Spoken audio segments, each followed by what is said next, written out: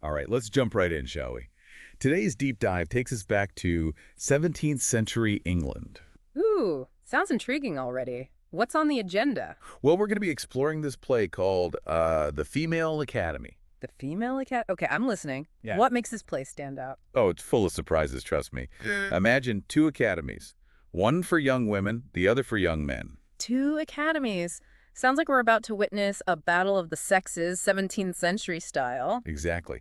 And the whole play revolves around these academies debating the very essence of womanhood, education, societal expectations, you name it. And is it like a serious drama, a tragedy? Not quite. Think satire with a good dose of wit. It's definitely a commentary on the times, but it doesn't shy away from poking fun at the whole situation.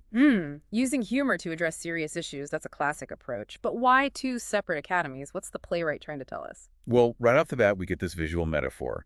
The men can only observe the women's academy through a grate. A grate, like they're peering in from the outside. Yeah, like they're literally kept at a distance from the women's intellectual sphere. It's a striking image that really highlights the restrictions women faced back then. Makes you wonder if those restrictions were more physical or symbolic, right? Exactly. And it makes you think about the limitations imposed on women's access to knowledge and public discourse, even today, in some ways. Now, I'm really curious, what kind of discussions were happening in this female academy? Right from Act I, we get a glimpse into the world of these honorable young ladies. Honorable, huh? Oh, and wealthy, of course. Mm. Can't forget that part.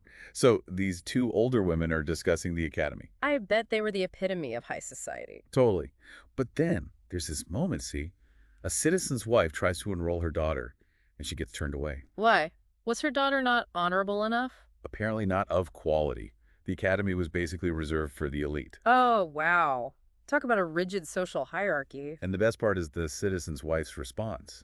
She says, well, we may come to be ladies one day, although not gentlewomen. Ooh, a subtle jab at the whole system, huh? It really highlights how access to education was often determined by social status and wealth.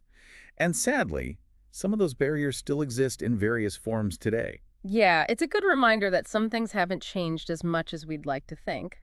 But let's get back to those honorable young ladies. What were they discussing behind those closed doors? They were tackling some pretty hefty topics, let me tell you. I bet. So, spill the tea. What kind of controversial debates were they having? One of the biggest questions they grappled with was whether women are capable of having as much wit or wisdom as men. Whoa, going straight to the heart of the matter, I see. So how did they define wit and wisdom? Now, this is where it gets really fascinating. The lady speaker, she doesn't just throw out these terms, she defines them very carefully. Wit, she says, is the daughter of nature. Beautiful, ever-changing, skilled in language, but sometimes, well, she can be a bit foolish. Okay, so wit is associated with beauty, emotion, maybe a bit of impulsiveness. Sounds very, well, feminine for the time. Right. And then there's wisdom, which she describes as the son of the gods. Strong, steadfast, dwelling in a tower of honesty, with truth and reason as his constant companions. Wisdom as the masculine ideal. Strong, rational, unwavering.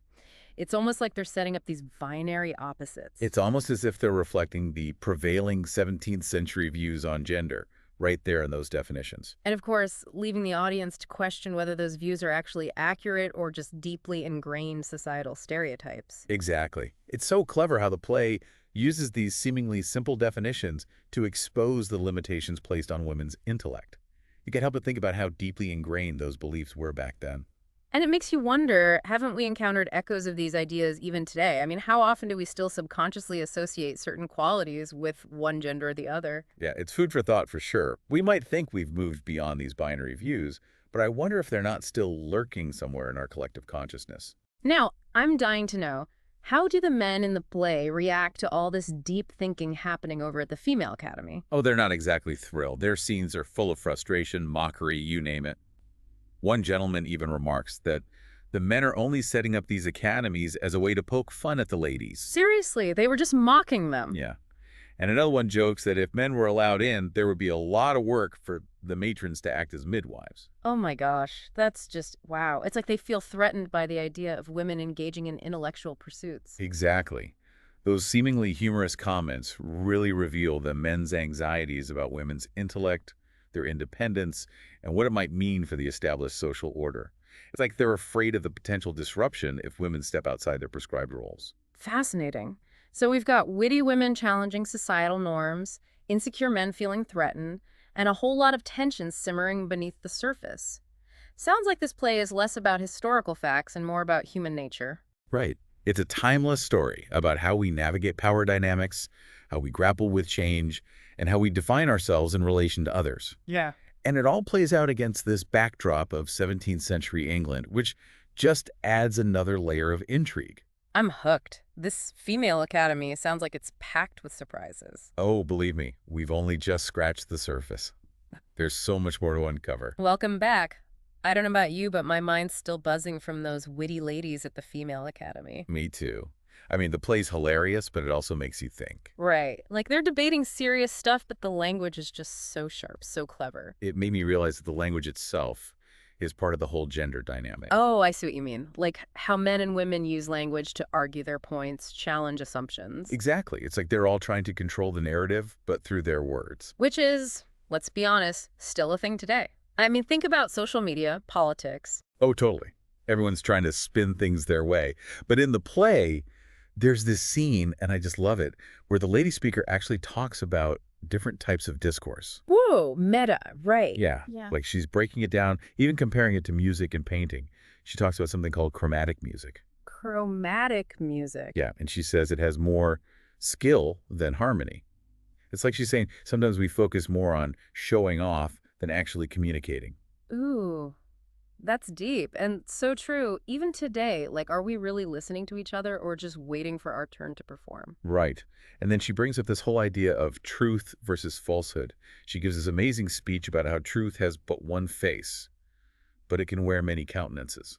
Interesting. So truth is constant, but how we perceive it can change. Yeah, and she contrasts it with falsehood, which tries to imitate truth but ultimately lacks, well, substance. So it's about seeing through the BS, basically, which is a skill we definitely need today with all the misinformation flying around. Totally.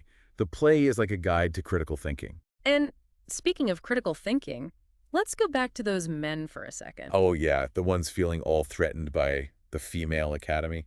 I mean, their reactions are kind of revealing, don't you think? Totally. Like, they're so quick to mock, dismiss, even resort to threats. It's classic insecurity, right? They can't handle the idea of women as their intellectual equals. And there's that scene, I can't remember if we talked about it, where they actually decide they're going to sound trumpets to disrupt the women. Wait, seriously? Trumpets? What, like a 17th century protest? Yeah.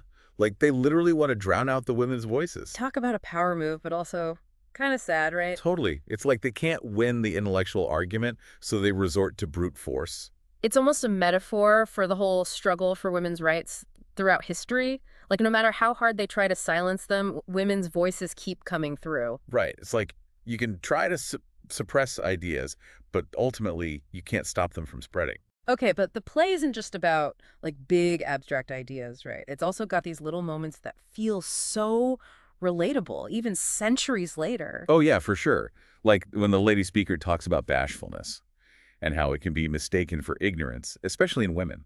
Interesting. So someone appears shy, and we automatically assume they don't know much. Exactly. And she's like, no, true modesty comes from understanding, from wit, not from a lack of knowledge. Which is something I think we still struggle with today. We judge people based on their appearance, their demeanor, without really knowing what's going on inside. It's a good reminder to, like, look beyond the surface. Absolutely. But hold on, we've talked about rhetoric, truth, men feeling threatened. What about love? Didn't the play address romance too? Oh, yeah. And the lady speaker has some, well, let's just say unconventional views on how to win a lady's heart. Unconventional. Okay, now I'm intrigued. Spill the tea. What does she say? Well, she's not a fan of all those stereotypical romantic gestures. Yeah. You know, the weeping, the kneeling, the dramatic declarations. No swooning for this lady, huh? She's like, a true hero proves himself through actions, through character, not through flowery words. Okay, I'm starting to like this lady speaker more and more. It's refreshing, right? It's like she's saying true love isn't about all that superficial stuff. Yeah. It's about respect, connection, something deeper. And that's a message that I think resonates no matter what century you're in. Absolutely. And, you know, what strikes me is how the playwright manages to balance all these different elements, the humor, the social commentary, the insights into human nature. It's a testament to their skill for sure. They make you laugh, but they also make you think. Exactly. It's like they're saying, hey, let's have some fun with this, but let's also use it to examine the world around us. Okay, so we've got witty dialogue, we've got timeless themes. Now, the big question, how does it all end? Do those men ever get to join the party at the female academy? Ooh, that's the cliffhanger. Right, and it all comes down to the matron's proposal. All right, so the men are banging on the doors of the female academy, metaphorically speaking at least. They're dying to get in on those juicy intellectual debates. But the matron, she's like the gatekeeper. Exactly. And she lays down the law. She tells those guys, look, if you want access, you got to get approval from the women's families. So it's not a free pass. There are conditions. It's like she's saying, prove you're worthy. Which is fascinating, right? Because it doesn't give us a clear-cut answer. Yeah, it's not like a fairy tale ending where everyone lives happily ever after. It's more like real life, you know? Yeah. Where things are messy and change takes time. And compromise. Don't forget compromise. Totally. And it makes you think, what does true equality actually look like? Yeah, is it about everyone having the exact same access, or is it about something more nuanced? Exactly. And I think that's the brilliance of this play. It doesn't give us easy answers. It leaves us with questions, with that ambiguity. Right. And that's what makes it so thought-provoking. Because it forces us to grapple with the complexities, right? Yeah, those gray areas that exist between men and women, between tradition and progress. It reminds us that life isn't black and white, and that sometimes the most interesting answers lie in those shades of gray. Well said.